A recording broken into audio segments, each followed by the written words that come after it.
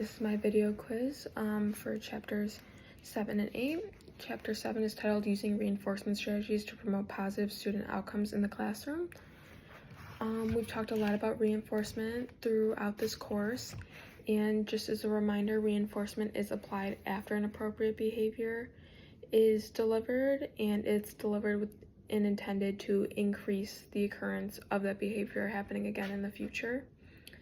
We've talked about it earlier on in the course, but there are a lot of misconceptions with reinforcement. One of them is the differentiation between positive and negative reinforcement. It sounds like it would be self-explanatory, but a lot of teachers often get it mixed up. Positive reinforcement is delivered, emphasis on delivered, which means something desired is being provided after the desired behavior. We've talked a lot about the ABC method, which is A standing for antecedent, B being the behavior, and C being the consequence. For the antecedent, that is the situation leading up to B, which is the behavior, and which is the student's reaction or their action, and that is followed by C, which is the consequence, which is what happens afterwards. An example of this would be a student asked to take out their notebook. That would be A. That would be the situation leading up to the student taking out the notebook, which would be B, the behavior. And C would follow. The consequence would be the teacher saying, "Thank you for being ready to start the lesson."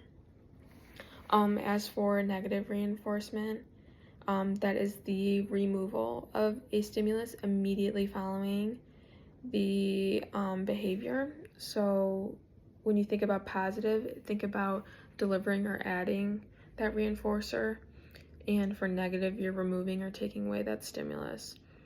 As for reinforcers, you can identify the type of reinforcer that would work best for your student. You could do this in a couple different ways, and one of them is just being able to get to know your student, seeing what they like and dislike. You can talk to them and use open-ended questions to gather information from them, or you could do this just through general observations, or you can conduct a more formal assessment, which would be,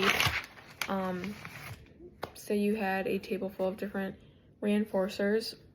You would collect data to see which reinforcer was being gravitated towards the most.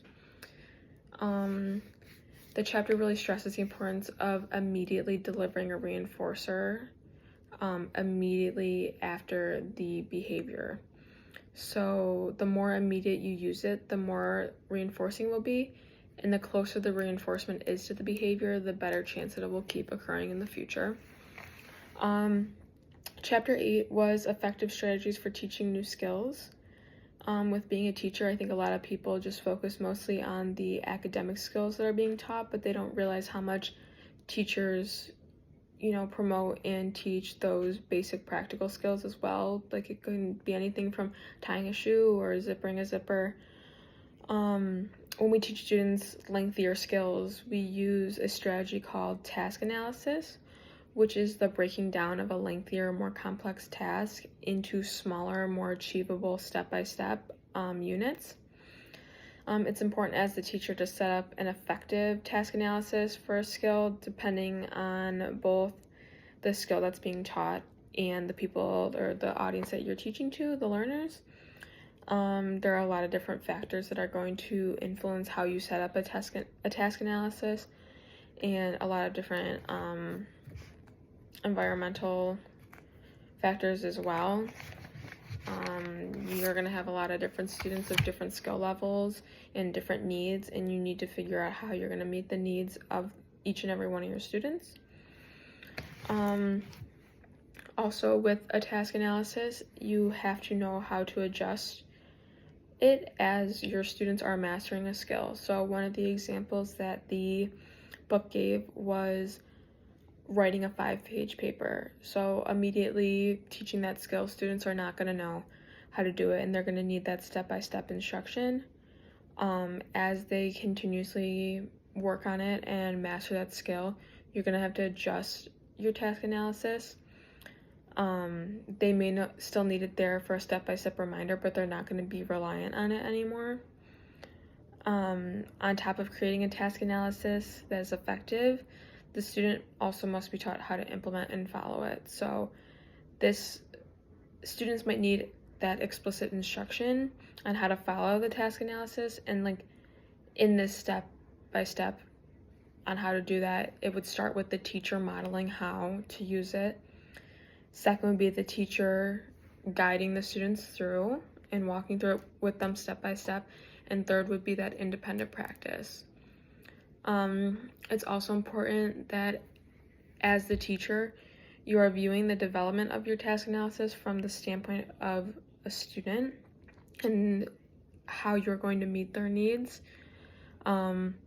Even like I said before, a task as simple as tying a shoe, something that would come so easy to us, you have to understand how to break that down into a very simple and very uncomplex level for these students so that they're able to, like, to them this would be a harder and lengthier task, and you're going to have to adjust and meet the needs of them.